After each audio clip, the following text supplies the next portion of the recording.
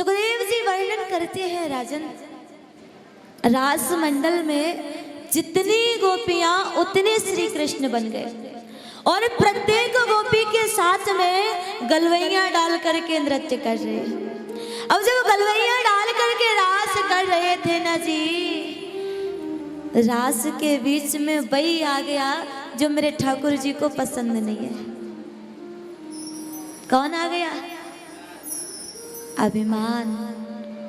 अभिमान पसंद नहीं है। गोपियों के मन में अभिमान आ गया। देखो हम इतनी सुंदरी कि कृष्ण हमारे साथ गलवैया डाल करके नाच रहे, हम सुंदर ही आई लिए तो नाच रहे जी। अपनी सुंदरता पर अभिमान हो गया। व्यक्ति को कई कई प्रकार के अभिमान होते हैं, किसी को धन का, किसी को बल का, किसी को अपनी सुंदरता का, किसी को ज्ञान का अभिमान होता है, अपना अपना अभिमान होता है। परंतु एक बात बताएं, जिस समय हम जिसका अभिमान करते हैं ना जी, उसी समय वो चीज समाप्त हो जाती है। धन का अभिमान करोगे उसी समय समाप्त हो जाएगा, बल का अभिमान करोगे उसी समय समाप्त, ज्ञान का अभिमान करोगे उसी दिन नष्ट हो जाएगा।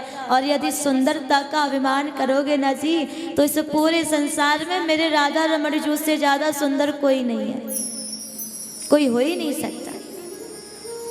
अभिमान हो गया गोपियों को, हम सुंदर ही है इसीलिए। कृष्ण बोले हो गया कल्याण महाराज, यहाँ तो वही आ गया जो हमको पसंद नहीं है। जैसे ही अभिमान आया, राधा रानी का हाथ पकड़े और प्रभु श्री कृष्ण लिए जा रहे, चले गए निकल करके, चले जा रहे। राधा रानी बोली कहाँ लेके जा रहे हैं प्रभु? अजी हम तो चल चल के बड़े परेशान हो गए, आप लिए जा रहे, कहाँ तक जाएं? जहाँ पर प्रभु श्री कृष्ण ने राधा रानी की चरण सेवा की, वही तो हमारा सेवा कुंज है। आज भी प्रभु श्री कृष्ण किशोरी जी की चरण सेवा कर रहे हैं बैठ करके। हाँ, अब जैसे ही चरण सेवा की, राधा रानी के मन में भी अभिमान आ गया जी। देखो सबसे ज्यादा हमसे प्रेम करते हैं, इसलिए सबको छोड़ आए, हमको अकेले में ले आए, सबको छोड़ आए। हमको हमसे सबसे ज्यादा प्रेम करते हैं, इसलिए तो कृष्ण बोले हो गया काम महाराज, ये तो यहाँ भी आ गया जो हमको पसंद नहीं है। ये अभिमान पीछा नहीं छोड़ रहा। जैसे राधा रानी के मन में अभिमान आया, आज मेरे प्रभु श्री कृष्ण वहां से भी अंतर ध्यान हो गए, राधा रानी को भी छोड़ के चले गए। देखिए जी, ध्यान देना जरा।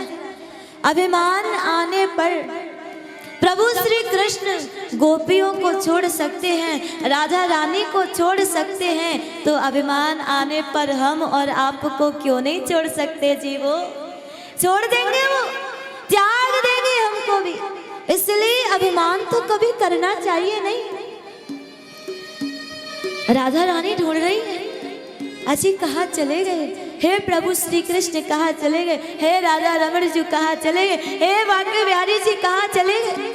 ढूंढती ढूंढती आ गई, उधर से गोपियां भी आ गई, इधर से राधा रानी भी मिल गई। गोपियां बोली आपको भी छोड़ गई कन्हैया? राधा रानी बोली जो कमी आपके जीवन में थी वही कमी मेरे जीवन में आई और छोड़ करके कृष्ण चले।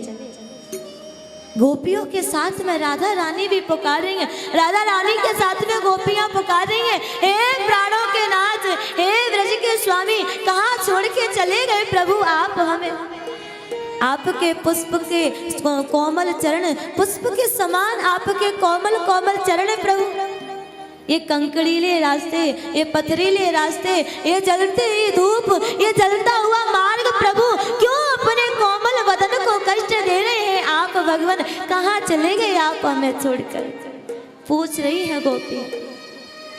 कदम के वृक्ष से पूछा, हे बट वृक्ष जी, आपकी तो लताएं ऊंची ऊंची हैं, आपकी तो लताएं लंबी लंबी हैं, आपको तो नजर आ रहे होंगे वो किस दिशा में गए हैं, वो किस ओर गए हैं, बताइए ना वो कहाँ गए हैं, बताइए। जवाब मिला नहीं। पृथ्वी से पूछा, हे वसुंधरे, तुमको तो अवश्य पता होगा, क्यों? क्योंकि कहीं भी गए होंगे तो चल के गए होंगे, उड़ के तो नहीं गए होंगे, और यदि चल के गए हैं तो आपको अवश्य पता होगा कि वो कहाँ गए हैं, बताइए ना कहाँ गए हैं हमारे प्रभु। जवाब मिला नहीं। तुलसी मैया से पूछा, हे वृंदा देवी आप ही बता दीजिए ना हमारे प्रभु कहाँ गए हैं।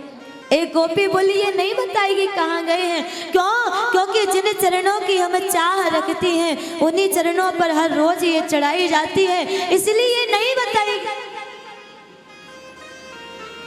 इसलिए ये नहीं बताएगी कि प्रभु कहाँ गए हैं। जवाब मिला नहीं। और जब कहीं से जवाब नहीं मिला जी, तो आज गोपियां और राधा रानी भक्ति स्वरूपा यमुना महारानी जी के तट पर आई। और संत कहते हैं कि भक्त जब भक्ति का आश्रय लेता है तब भगवान से मिलन होता है, तब भगवान प्रकट होते हैं।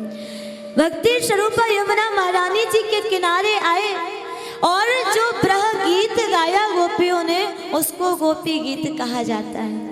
और संतों का ऐसा भाव है, ऐसा मत है कि कोई भी संत, कोई भी भक्त इस गोपी गीत का भाव से रोजाना पाठ करते हैं, सच्चा पाठ करते हैं, एक ना एक दिन ठाकुर जी उनको दर्शन देने अवश्य आते हैं।